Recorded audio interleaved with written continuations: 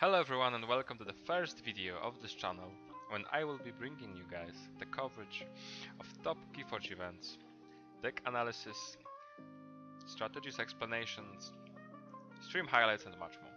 My name is Robert Robikszary and I'm the player and the new content creator for the Can't Touch This Keyforge team. And what a better start to that YouTube journey than the 8th edition of Keyforge Online Team Events. So, for those of you who haven't heard of this tournament, to participate in it, you need to form a 3-person team consisting of the captain, the red player and the blue player.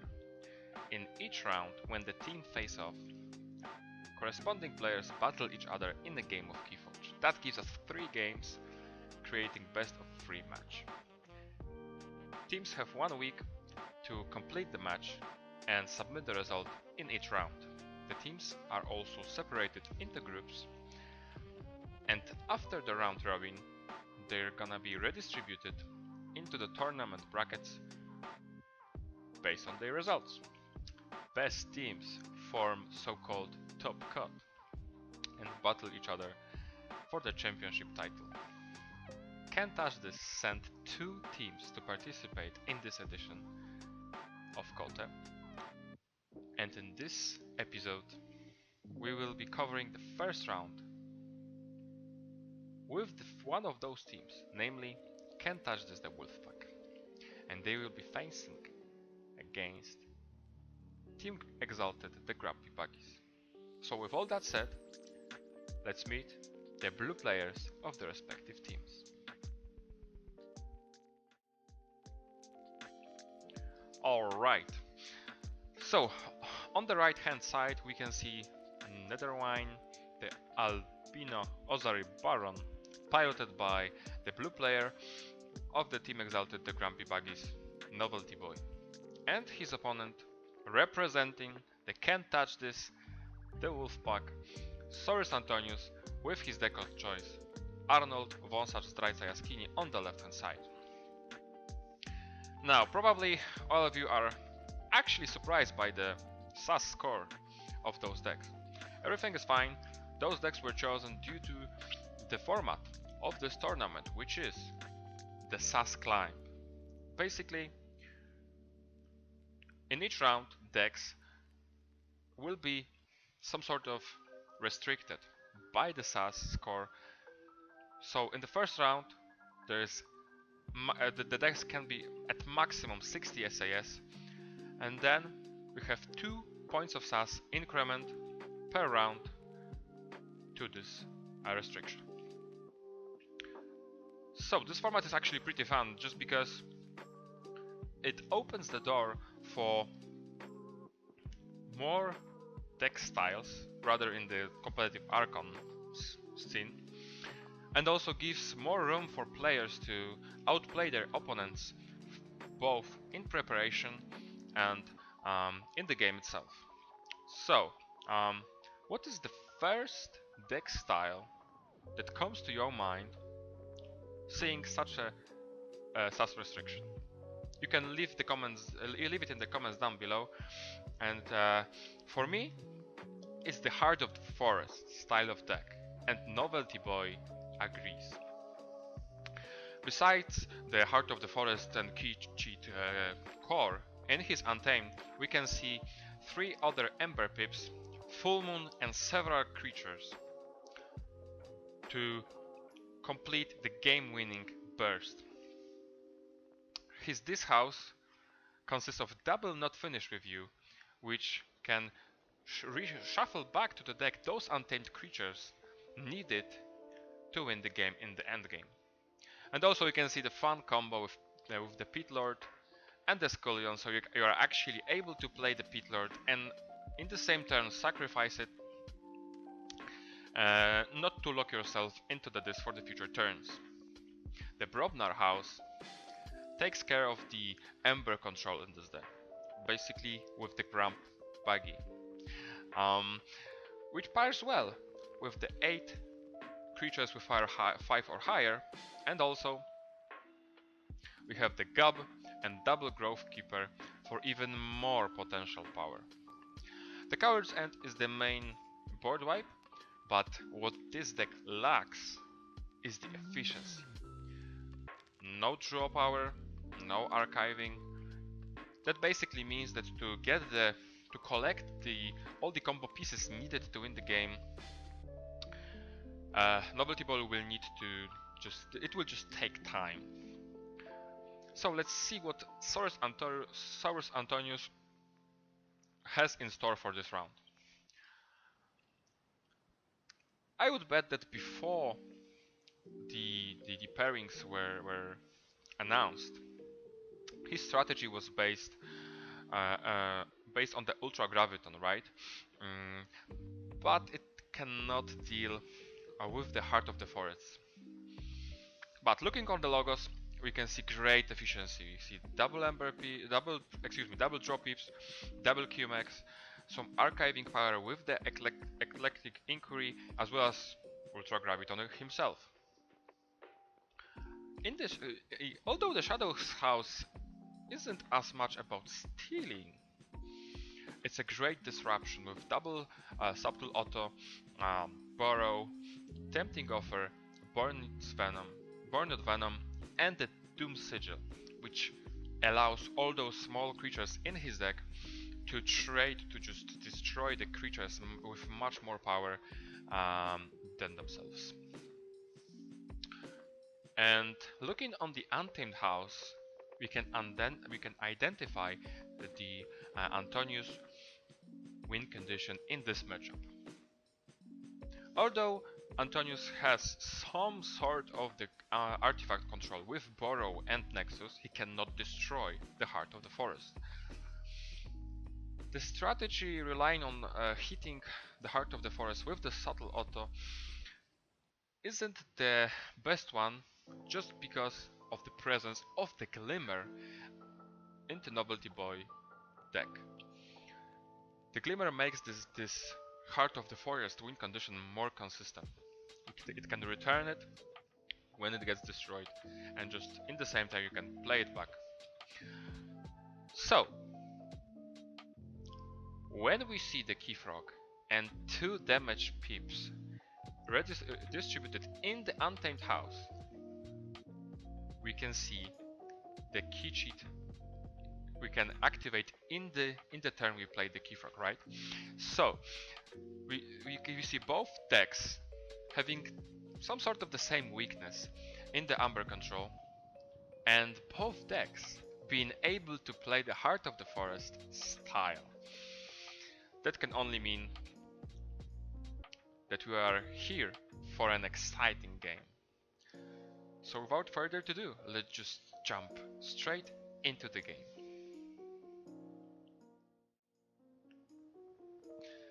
And on the Crucible we go, as the Novelty Boy wins the flip and will be the first player.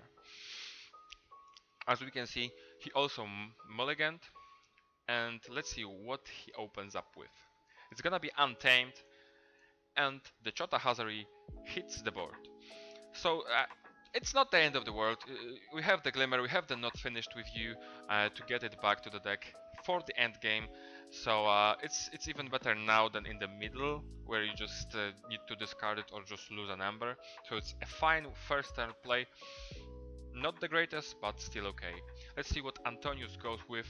He picks up the Logos, he plays Forge Compiler with the double damage icon.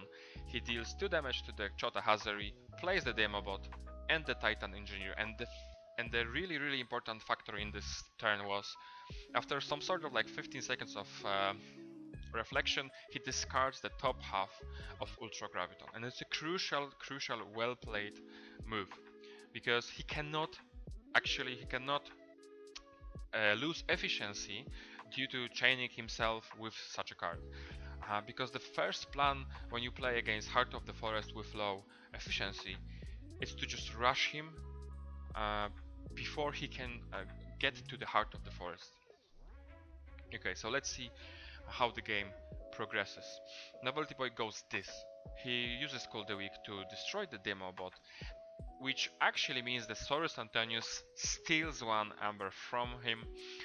Then he plays the Ember Imp, and what is really crucial for Saurus Antonius, he plays the not finished with you just for the Ember Pip.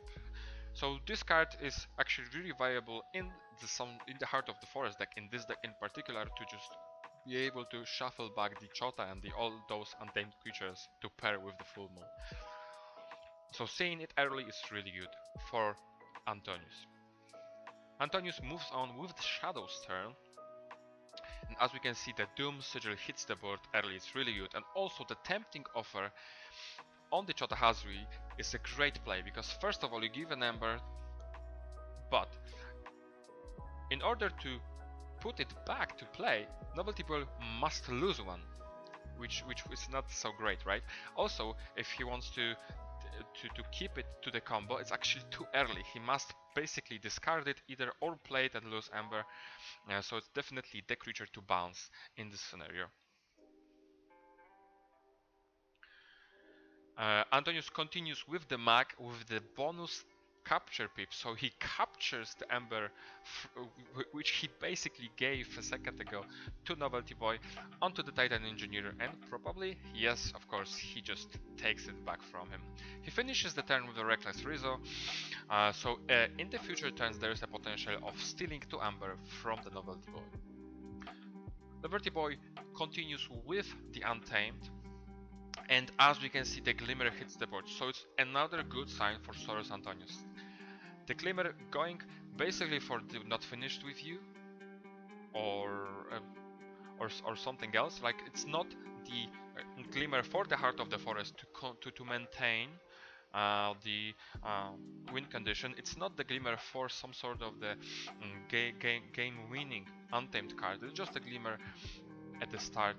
It's at that moment, it's actually going really well for the Can't Touch this side. Let's see what he picks up with the Glimmer. It's the Cool the Week, probably to get rid of the Reckless Rizzo in the future, and the following turn. He discards the Chota, as we said. It's actually pretty hard to decide if I want this 1 Amber or I'd rather go and play it to have some sort of a board control. But afterwards, we've seen the Life Web and the Legacy Vigor being played just to get some Amber pips going, and just to develop, to get through the deck faster, and take that precious Heart of the Forest into the hand and put it on the board. Alright, let's see how Saurus Antonius answers in the following turn. He goes Shadows. It's actually the fast turn because first of all he can steal 2, it's a great play, and also he plays the Burrow from the hand, so he at least will draw another card. And the Burrow here is dead, because even though he can take Grand Buggy or like Heart of the Forest, the effect will still be in play, and it doesn't do anything. So keeping the Burrow doesn't make sense. Stealing 2, getting another one, and just going on for the check on 7. Let's see if Novelty Boy gives this key to Antonius. He goes this, and he rips with Ember Imp, stunning himself. Then he uses Cool the Week to get rid of this Reckless Rizzo, who if the Reckless Rizzo would be too long on the board, the steal would be actually really efficient, because Saurus Antonius wants to outrush before the Heart of the Forest hits, and like stealing 2 is a great generation, right?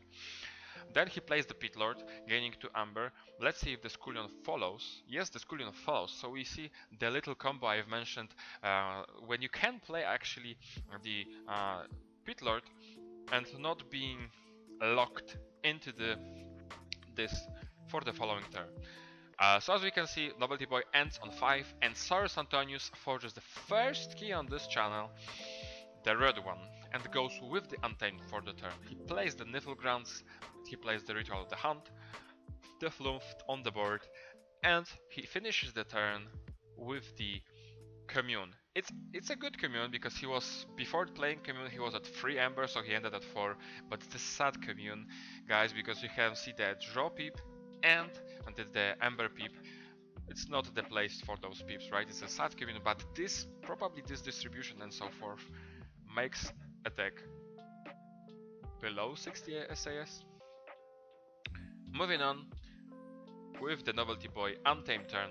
He rips with Glimmer, another stunned creature, uses the Full Moon, which is a key combo piece, gets one from playing Grovekeeper due to the Full Moon, and ladies and gentlemen, the Heart of the Forest hits the board, so it cannot be discarded due to Subtle Auto. Now, there is no way of getting rid of it. You need to switch the strategy if you're playing against the Heart of the Forest deck. Let's see if Cyrus Antonius goes for the second key right now, or will he try to switch into the Heart of the Forest style. He goes with the Logos, he plays a QMax, draws a card and plays the second QMax to draw a card. We see the Mobius Scroll, which is really interesting in this actually scenario, because these artifacts in the following Logos turn will allow him to archive Mobius Scroll with the 2 cards from the hand. And those cards, the best cards for this archiving would be the Key Frog and some cards with from Untamed with those damage pips, right? To put to the archives the little combo, probably game-winning combo, and just proceed. Just not chaining yourself with the Key Frog and such.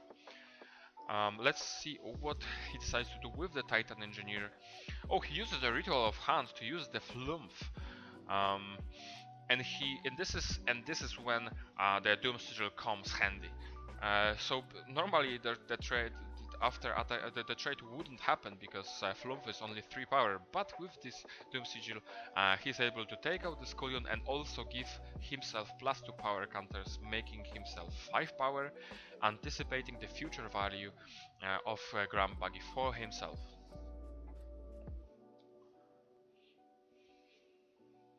Yeah, and the Titan Engineer is ripping.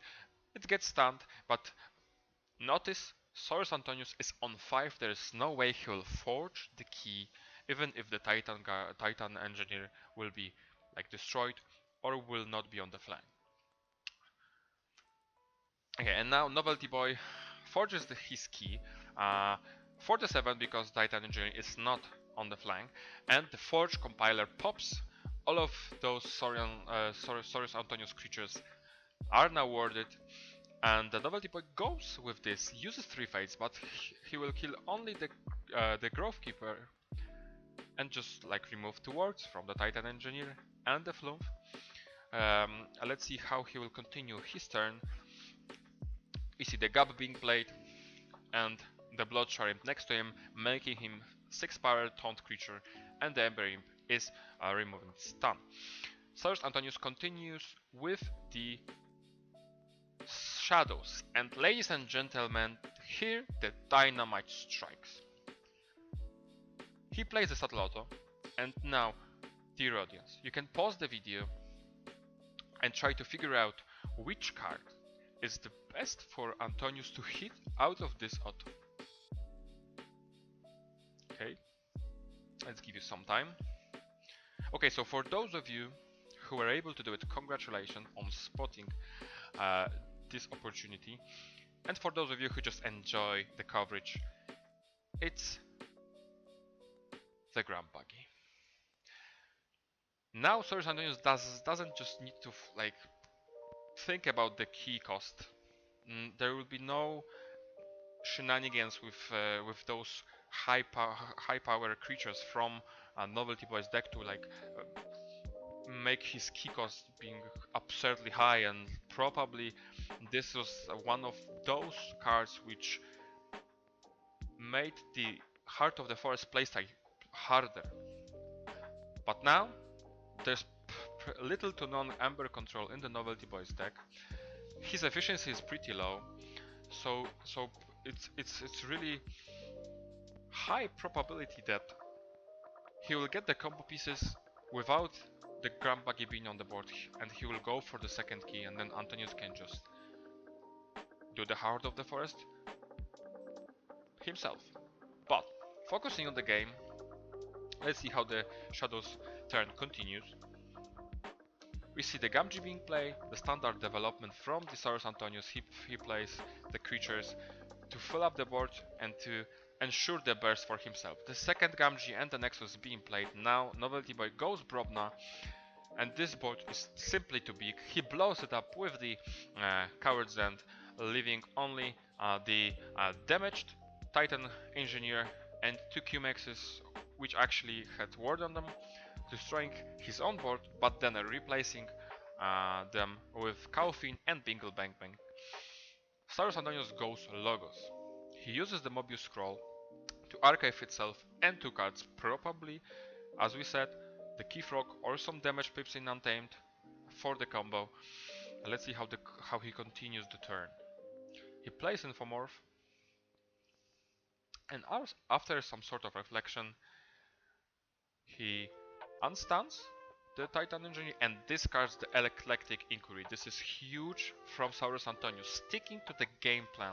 It's sometimes hard because it actually make your deck less efficient, but it's the best way to play, because playing the Inquiry now makes the Titan Engineer being the target, because having 6 Ember doesn't make you forge immediately, but if Novelty Boy just somehow destroys the QMax or the Titan Engineer, he will let Antonius forge, Antonius would have more keys, and the game will be easier for Novelty Boy from that on. But Antonius plays well. Let's see how the turn continues. We see the QMax is on the board. They probably gonna trade because we have the Doom Sigil, beautiful utilization of the Doom Sigil. Those QMax are now archives in his archives, but he managed to control the board with the less powerful creatures. And sticks on 5, really important. Novelty Boy continues with Brobnar, stuns both creatures, both Antonius creatures with Tremor, and plays Cool the Quiet and the Grog. Fast play, fast untamed turn. Bumblebird, no other untamed creatures in play, there is no play effect needed. There is a Chonkers with the draw icon on it, and the Dew Fairy, and the pass. No damage peep, no Ember peep being played, no Ember being generated. Sticking to the plan, Novelty Boys trying to go through the deck faster, uses the Untamed. He plays the Marmoset Swarm and Persistent Hunting on the Untamed probably. Yes, there it is, on the Untamed, to some sort of get back to the board, and plays Popixies. Gives Antonius a turn. He goes Logos. We will probably see those creatures being unstunned. But let's see what he plays. He crucial discards. Let's see, crucial discards. What we see is, first of all, the top half of Ultra Graviton and the It's Coming. First of all, the top half had an Amber bonus on it, but to play, he could have played Graviton in this turn, but it would have probably lost him the game on the spot. Even though it's an efficient turn, it's a great creature to have. You go on 6 or more, you forge the second key. It's probably unwinnable. Key discards, really well played. I'm really glad that we see such a discipline for such a young player. And he blows the board with the Grizzap, so he still controls the board, sits on 5 and waits. What will Novelty Boy do? And this is a key turn, so let's see what Novelty Boy does in this. He plays the Pit Lord, he gets to Amber, he plays Not Finished With You, getting an Amber and shuffling into the deck the second Pit Lord, Bloodshard Imp, and the Scullion. And ladies and gentlemen, I don't know, maybe Novelty Boy was confused by the Saurus Antonius play. Maybe he thought he can outrace him. Maybe he just played too fast and miscalculates the Ember he actually can generate. But he just goes on 6, he just goes on check, and he will probably forge the second key. Now, this is the huge turn for Saurus Antonius, because now he faces off against a tough decision. He can either stick to the Heart of the Forest type of play, trying to get the combo and the burst and like forge the second and the third key immediately the same turn. But there is a small thing that actually might disrupt this plan. Novelty Boy in his deck has the bare-handed himself, so he can he can forge the second key, then generate for the third, and in the same basically turn when he threatens for the third, he can bounce the Heart of the Forest on the top of his deck, and the whole Heart of the Forest tile for Soros Antonius won't be available. Let's see what he decides to, because the second option for him is just to take the challenge and outrace him. As we can see on the screen, he goes Untamed and picks up the archive. That just means he's racing out. He plays the Keyfrog. He uses the Song of the Wild with the damage icon to put the damage on the Keyfrog. Then he uses the Dew Fairy to kill the Pit Lord, just because the Reaping is the same generation as Fighting, and controlling the board is more important. Chonkar's Reaps gets another 2. He has now 9 Amber, and after he plays the Gloriana's Attendant with the damage pip on, he is able to forge the key using the Keyfrog. So you have the second key for the Soros Antonius in this turn, and as we can see, he can also generate a bunch of Amber, because he uses double Lost in the Woods to shuffle those creatures into the deck. But as we can see now, the Grand Buggy is in the discard. There's little to none Amber control on the Novelty Boy side, and Soros Antonius is now 2 keys, 5 Amber. He needs 1 more Amber to threaten for the third key, and after this, when the Novelty Boy's turn starts, he will have, of course, the 2 keys. But will he generate 6 Amber in this turn? I doubt it. Let's see what the Novelty Boy decides to do. He goes this, and in this turn, disaster struck. Novelty Boy actually mouse slip in that turn. He plays the Scullion, and as we can see now on the board, there's no other target for Scullion than himself, so he must sacrifice himself. And it wouldn't be the end of the world, you know, if you have no other creatures, you can just discard, or you can play this Scullion. It's like the same, they're basically the same outcome, but after some thoughts, some few seconds of reflection, he plays the Pit Lord anyways, without any way to destroy him this turn. And this is a huge blunder. Maybe he was angry because of the mouse slip, maybe he was like feeling the pressure of Soros Antonius, I don't know. But what we've seen when you looked through the decks, there's no Amber control in this house. Therefore, Soros Antonius needs only 1 Amber to win this game. Novelty Boy finishes the turn with the Tesmo. As the time passed, we can see on the log chat that Novelty Boy confirms he misclicked the wrong creature. So he was trying to play the Pit Lord into Scullion into Tesmo.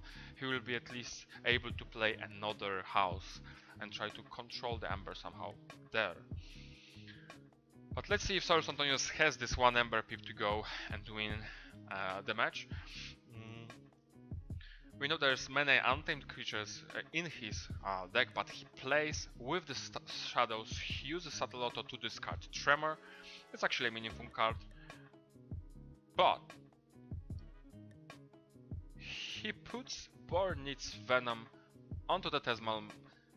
First of all, it's a great play because he can be Tesmaled only once, but also he goes on check on 6, and you and I, we both know that this game is over. And Novelty Boy actually agrees. There's a GG's from Novelty Boy as he resigns the game, and Soros Antonius scored the first blood for Can't Touch This the WolfpACk in this matchup. Alright guys, and that is it. First game of this matchup and the first video of this channel is in the books right now. Soros Antonius gave us the great tutorial on how to play against Heart of the Forest, utilizing his own key cheat to induce the mistake and then in the end outrace the opponent. Will the captain of the team Exalted, the Grumpy Buggies, be able to even the match, or will the captain of Can't Touch This the WolfpACk close this series early? We will see in the next episode. But with all that said, If you like this video or you learned something, leave a like and subscribe, and I will see you in the next one. Thanks for stopping by.